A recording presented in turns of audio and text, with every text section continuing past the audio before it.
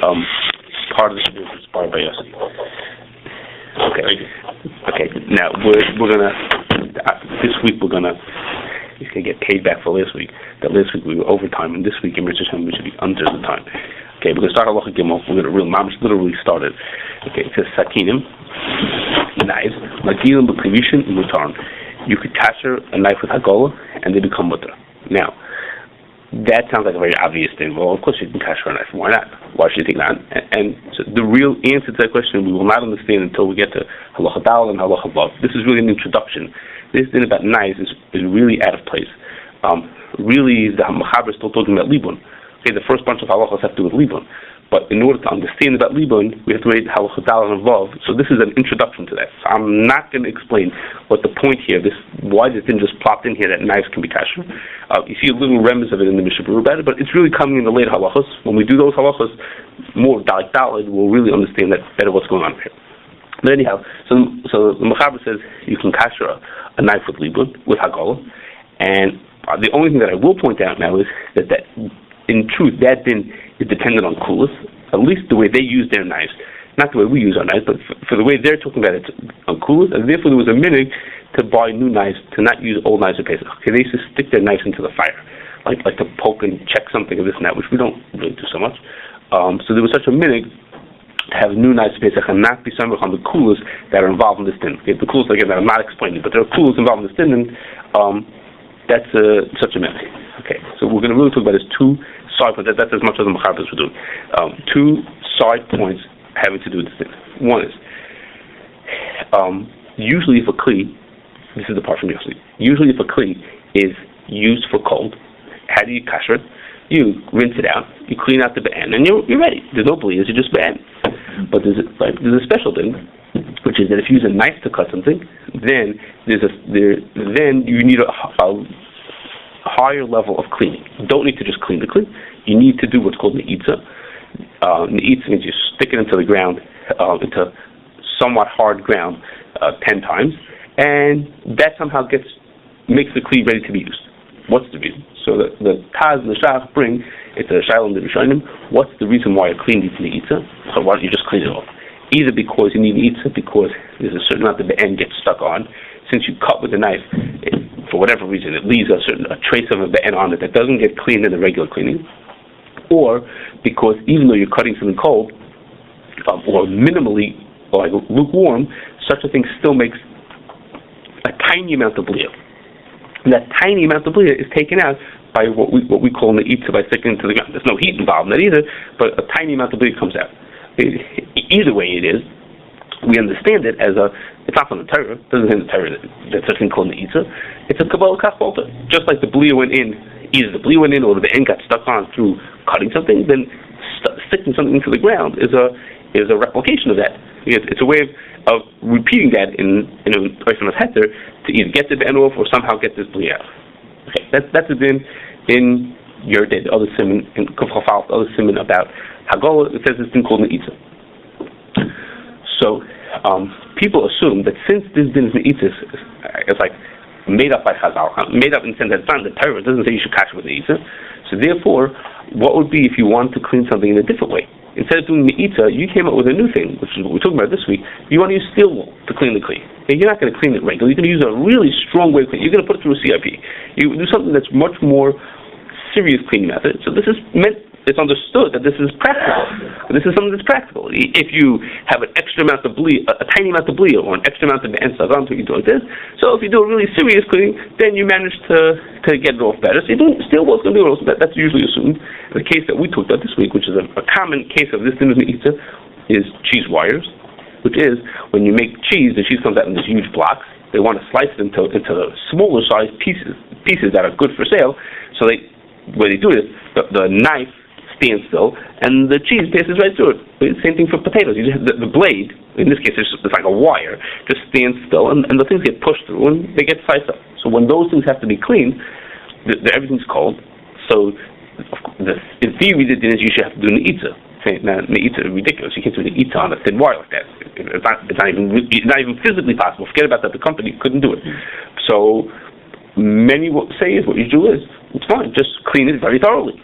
And that's all Neitza means, is just do a really serious cleaning on it. Okay? So that's assume that that's acceptable. Although you could question that and say maybe it's not as much. And in particular, I just want to... I don't know if they do a type of neitza, a type of scrubbing that qualifies as similar to neitza. Right. Okay. So you're right. Let me qualify. You need to do a serious cleaning onto it, and there are those who say that that's good enough and takes the place of what we call of neitza. You can't do neitza in this, but you do have to do something. If you just do a regular cleaning, it's not going to do the trick. But there's also say, come on, the cleaning that we do, using soaps and abrasives and things like that, it's the same trick. Sticking it into the dirt is really just a way of using an abrasive. That's what it is. When you brush your teeth, you use hydrated silica is what cleans your teeth. It's sand. Okay, it's an abrasive that cleans your teeth off. Okay, so the abrasive will clean, just like it cleans off the knife by sticking the thing into the ground. So if I use a different abrasive, I use steel, what will do the trick also? Okay, yeah. But just when you say abrasive, you mean an abrasive material like steel, or you mean the cleaning agent? Is it abrasive? No, I meant the material like the steel wool. Okay. Not the soap is not abrasive. It has a ability to take off dirt. As a special. I just wrote down this in Siman Yud in your day, which is about Hag'alah. It talks about two different kinds of knife. One knife that was used once for trade, and one that was used many times. Okay. For whatever reason, the one that was used many times needs an neitza. So it says, the first knife that doesn't need an neitza, what do you have to do with it? You have to either rinse it off with something cold, or you kanchenu b'davar kosher. Okay, you should scrape it off with something hard. The other knife, that one needs neitza. As if to say, you kanchenu b'davar kosher is not neitza. Just rubbing it off with something rough is not neitza. Okay, so that's not a riot, but that sounds like neitza is very specific, and you can't just do it with something else that's hard. Okay. Why do I mention it over here? I mention it over here because what did the Mechaber say? We talked about this right early in the week. What does the Mechaber say? The Mechaber says you have a knife, you want to kasher it. What do? You do Hag'alah to it. He doesn't say you have to first do neitza to it. The regular rules, of course, we're going to see that's actually the end of this thing, that you have to get clean before you kasher it. What does it say about neitza? It's in your day, Kuf Chaf Aleph. It's in the other seven of Hag'alah Kelim, and it's here sitting here in Hilchos Shchita. But over here it just says is you have to kasher. Now, of course, before you kasher something, you have to clean it. That's understood. But if there was a din that you have to do neitza before you do Hag'alah, then it would have to say here. This is a din about a knife. It's talking about a thing that needs to be kasher because it's a knife. It should say sakinim first. You do neitza and then you do Hag'alah. This is a Gemara. This line in the Shulchan Aruch it's not his name. This is a Gemara. So why doesn't the Gemara say that? What happens to that din? And the implication is that the Hag'alah does the same thing that neitza does also. If you're doing neitza, you usually do that for cold. You cut something cold. Now you want to use the thing for cold, so you have to clean it off, not with regular cleaning, but with neitza. But the implication is that if you do Hag'alah, that's even more than neitza. Of course, you have to do a regular cleaning. But let's say the question is this is the easier way here because there's a little bit of bliyah that gets in with cutting. According to those Rishonim, there's a little bit of this, and then we understand that Hag'alah is going to take out that little bliyah also, because that's silly. But the implication is that even according to the others, that the pshat is that there's a little bit of be'en that's left on it. This is not loads of be'en that's gunky pieces on it. You cleaned it off yourself. That was obviously you cleaned it off. So it's a thin film that's left on. And it can that we assume that it melts away. As a dugma to this, there's a din that if you have a pot and the isser spills over the edge of the pot and it falls into the fire, if it's a tiny amount, the fire burns it up. And there's no bliyahs underneath it. The little bit that drips over gets burnt up. What we're going to see later, if you have a kli that has ben on it, you can put a fire onto it and burn it up. So this is not fire. This is liquid. But the implication is that the Hag'alah does the same trick for that little bit of it, and it melts it away and it takes care of the problem. You heard anybody was foolish that says that? Or just... No, I also saw another, there's a Prima Garden who also talks about doing Hag'alah. If I remember, I can't say this for sure. If I remember, he had earlier been talking about Neitza, but we have to check that again. Okay, but I did not see someone say it before, but it's the other way around. It's the implicit that everybody here talks, not it. No one ever says that on a knife that you're doing Hag'alah to, you need Eitza. If you're using it for cold, you do Eitza. And if you're doing it for hot, so then you do Hag'alah to it. And that's what you do in your house. Right? If you want to kasher a knife, what do? You do Hag'alah to it. Like it says here in the Shulchan Aruch. But why do you do Hag'alah to it? Why do you do Eitza first? Because the Eitza is reserved for when you're not going to do a hot kashering. If you're going to do a kashering with heat, then you don't need to do Eitza. And it's only for the cold cases. That's what Bukhari says over here. Okay, now the second thing is that again I said to you that there are kulas to the way of kashering a knife that we're going to talk about at a different time. But the Mishnah Berurah says they have to do with Terabala, which is a special kula potentially a kula for chametz. The Mishnah Berurah points out that those kulas all apply. Everyone agrees that those kulas apply when you kasher something from milchigs or from fleishigs. Okay, if it's either milchigs or fleishigs, it's hetero. There's for sure there are kulas there. So Mishabur uses that as a.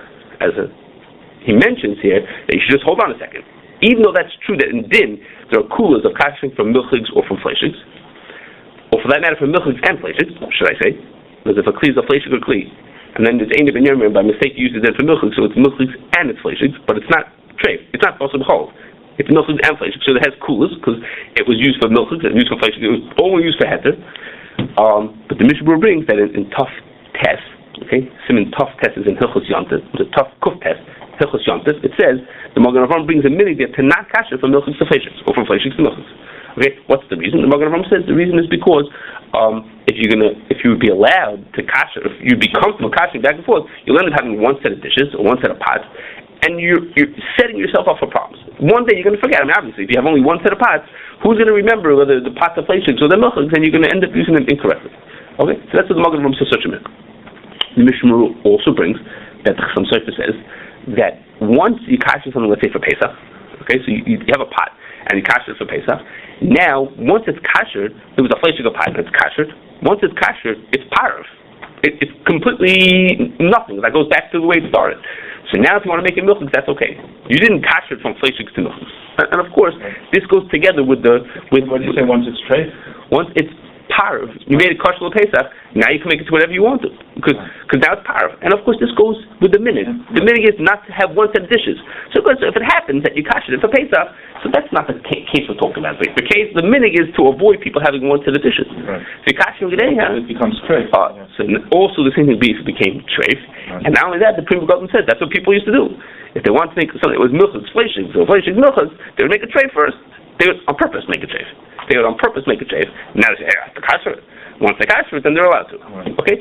So now, as strange as that might sound, it's really not so crazy, because the point here is that the minig is to not have one set of dishes. Okay? No Meshuggah is going to keep treifing up their pot every time to go from milchigs to fleishigs. That's not, the person doesn't run a half like that. Right. So the point is, it accomplishes the goal, which is you will have two sets of dishes. You won't keep on kashering back and forth, and therefore, so if you want to make it treif, then go ahead. No, that's okay. What about in an industrial setting? We'll get that. Hold regular. That's exactly what I'm headed to. Regular. But the of course, just as a side point, you have to be careful if you want to make it clean treif in order to kasher. You should not end up being mavashal b'asar b'chol. Okay, in your zeal to make a treif, most people in the house don't have treif. They have milchigs and they have fleishigs. So you have to make sure if it's a milchig kli, wait till it's Ein Ben Yermir and then cook the fleishigs in it, and not do it right away. Okay. Now, another thing like this, the Magen Avraham is, what is he doing in Sim Taf Kuf Tez? What in the world is that's not Hag'alah K'el? That's Hilchos Yontif. What's it doing there? Because the Mechaber says like this. The Mechaber says if this is a Shavuos related halacha. If you have a kli, like a baking sheet or like some kind of a thing like that you use for, it's not really that. It's like something hot that you cook on, like a hot plate, okay? And you have a cast iron pot, okay? You have a hot plate, and you use it to cook a milchig dish. And now you want to cook a fleishig dish on it. You're allowed to kasher that dish on Yom Tov. Why? Usually not allowed to kasher kelim on Yom Tov, because you're fixing it. Near it looks like you're fixing the kli. Because what else are you doing? Boiling up pots of water. But this kli, the way you use it is you have to heat it up before you put the food onto it. It has to be preheated. So when you stick it into the oven to preheat it and make it ready for and you want to preheat it to kasher it, to the outsider looking in, it just looks like you're about to cook your food. That's the way you do it. You heat the thing up and then you plop your food onto it. So therefore, it's not near kamsak. Nothing looks wrong about what you're doing, because you have to preheat it anyhow for cooking. So therefore, you're allowed to do it on Yom Tov. So it's like the Magen Avraham says, hold on a second. That din that the Mechaber says is not our minhag. Our minhag is we don't kasher things from milchigs to fleishigs. So here the Mechaber, his case is that the guy had a milchig. He baked milchigs, a cheesecake on it, and now you want to make a fleishig, a pashtida, some kind of a meat loaf, whatever, a knish, and therefore you're switching it. That's not like our minhag. That's the Magen Avraham tells us his minhag as a kasha on the Mechaber. So that's what he says. So he says, and the Magen Avraham answers what the Mechaber says is not a steer to my minute, because in the case of the Mechaber, you always, that's the way you always use the kli. You always heat it up like this before you bake on it. Hagufa is why it's not near Kamasakin. Since you always heat it up beforehand, it doesn't look strange what I'm doing, that I'm preheating this thing and making it burning hot before I put my food onto it. That's how you always use this kli. That's the nature of the kli. He says, so the minhag is to make sure you don't get into trouble by having a kli that sometimes milks and fleishigs and use it for the wrong way. Here you'll never get into trouble, because you always kasher it before you use it. It's built into the way you use the kli that it's automatic. You have to kasher it before you use it. So therefore, there's no chash that I'll maybe use it for the wrong time, because I'm going to kasher it every time I use it. There's nothing to worry about. That's why in that case it's mutter, but be'etzim is such a minute. Okay? But what did the Magen Avraham not say? Okay? Magen Avraham didn't say that when you do libun, it's mutter. The Mechaber is talking about doing libun. He didn't say if you do libun, then it's mutter. He came up with this answer that it's always a kasher. Okay? Which is a question on those who say even though there's a minhag not to go from milchiks to fleishigs, but if you want to kasher your oven, you could do that. Yeah, you can kasher your oven from milchiks to fleishigs back and forth. That's not a problem. And one of the explanations is, because it's libun. So libun you're allowed to do. You're allowed to go back and forth. So the whole minhag is for Hag'alah, not for libun. If you do libun, then you're allowed to. Okay, the case that the Magen Avraham was talking about, where he brings the minhag and he asks it as a kasha, is a case where the person's doing. That's the case of the guy's doing libun. So why should that be anyway? What's the svara that if the libun is? Why should it be different? I don't know. I would only say, as you would say, is the minhag is cases of Hag'alah. As if. But svara-wise, it makes no difference. It doesn't make sense, so there should be a difference. So you could argue differently. Maybe you'll tell me my oven doesn't need to be kasher at all. Maybe that's a different way of arguing. Okay, but that's not. I didn't hear that. Someone say that. Okay, but anyhow, I'm saying is there are those that say you could use the same oven. Not the same. That you can kasher your oven from one to the other. And the question of that people do that. It's very common. People do that. But why? The question is that it's not like the Magen Avraham. Magen Avraham, minute. Who's expensive to get to oven? Okay, so Magen. Okay, well, Shas talk to the Avedami. So the Magen Avram's minhag is that you can always cover your food. Right? You can cover your food. You can make it your oven fleishigs and cover if you have to make something milchiks. Right, but then sometimes you need some foods that you need to have. Yeah, so you can't make cheesecake. Right, so you can't make cheesecake in your oven. Okay. That's not like the end of the world. Okay, so it's going to spill over. You put something underneath it. You put a piece of foil underneath it, and you cover the pan. Mm-hmm.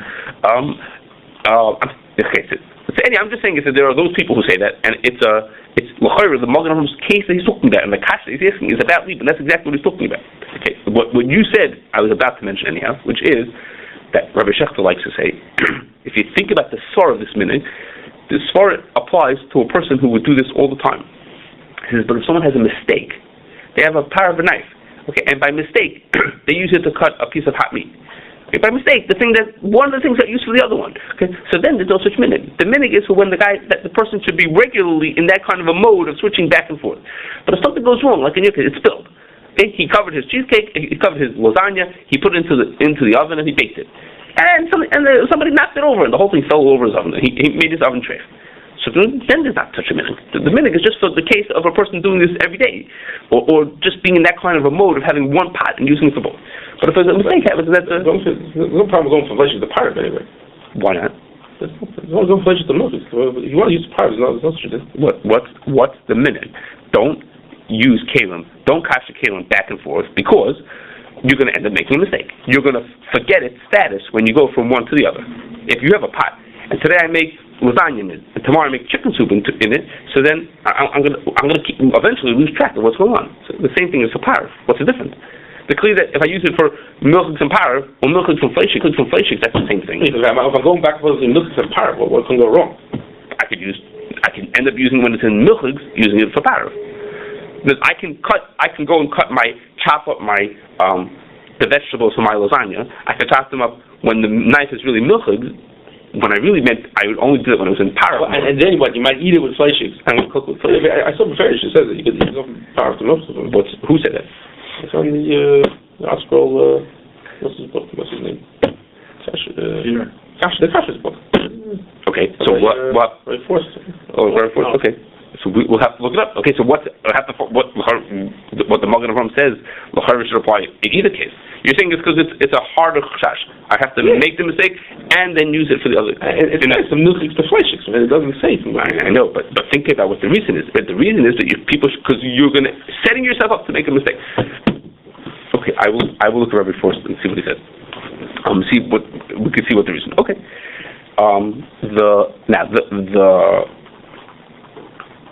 The last thing I just want to say is that we have a question. That here's this minute that you're not supposed to go back and forth between two different things because you might use it wrong. And the question is going to be better than the answer is. What I said is not a question. I mean, so you're assuming that you can't go from Parv to Milchum. Yes. My question is going to be, even according to you, reasonably according to you, is what goes on in companies? How come in companies they kasher all the time? An awful lot of time is spent, hashgacha is spent on helping companies go back and forth from milchus to parv. We're overseeing, but they're going back and forth milchus to parv, kosher treif. We don't have that much milchus fleishig. That doesn't happen so commonly. So if you go from milchus to parv, yes, right. Yeah, I don't know. Milchus parv. If you think about what the Magen Avraham said, is you're going to end up having one kli, one reactor, one kettle, whatever you want to, and you're going to use it for two different things and keep kashering back and forth. You're waiting for a mistake to happen. So that's exactly what goes on. The companies are supposed to use kelim for these. It's milchus, and then you kasher and it becomes parv, and mistakes happen. That's exactly what the Magen Avraham says. Because you're waiting. You only have one kettle, so sooner or later you're going to forget, and someone's going to make a mistake. Or in this case, the person who's doing the cooking doesn't really care about kosher. So sooner or later he's going to have a pressure, and he's going to do something that he wasn't supposed to, or he's going to forget, or whatever. Because if I can forget it in my house, whether something's milchus or fleishig, the person in the company, for sure, he's going to forget about it. So what happens? But you don't have a mashgiach in your house. Okay, so the answer, that's the best answer I've ever heard. Again, I think the question is better than the answer. Is that over here there's someone whose job it is to watch, an outsider, someone who's not involved in the rush and the pressure of what's going on there, who's on the outside, whose job is specifically to watch that you only use it milchus to milchus and parv for parv. And that he's watching his logs and his kasherings and the mashgiach comes down there. So there's like a whole system built to come check on this person. So the chashash that he'll make a mistake is in the regular day-to-day jobs. But it's like saying, can I eat before I daven? If I have a shrimer, so this is like my shrimer. You know, so I'm doing the chashash in a minute. Okay, so maybe that's the answer. I'm not convinced. I'm not so moved by it. You know, there's another answer also. You know, we talked in Hag'alah. Maybe guys don't have to do Hag'alah. Maybe we can give hashgacha for something we don't have to do. We know the goal is, the agenda is to get to the answer that we could do it. If we can't do it, then we can close down, right? We're in big trouble. Then we'll have much more time to learn. But okay. So one, I mean, you could say is for many of the companies they're not Jewish. Maybe they don't have to do the minute. We talked about Hag'alah. Maybe you could give hashgacha to someone who's being over on a minute because he doesn't have to do the minute. You know, okay, that will only help for most of the companies and only helps according to some people who are like that. But it doesn't help, obviously, for a lot of cases. So maybe that's the answer. Someone on the outside. Okay, so then think about it. So if we count the other person on the outside, that means is if a yid owns a place that doesn't have hashgacha and you're trusting him, then he shouldn't be kashering back and forth. I mean, you have to focus on what cases are. Okay, there's not so many cases like that. The guy owns his own little restaurant. Then maybe that doesn't switch back. Okay, anyhow, even after all that having been said, I think the question is still worth asking. Maybe better than the answer.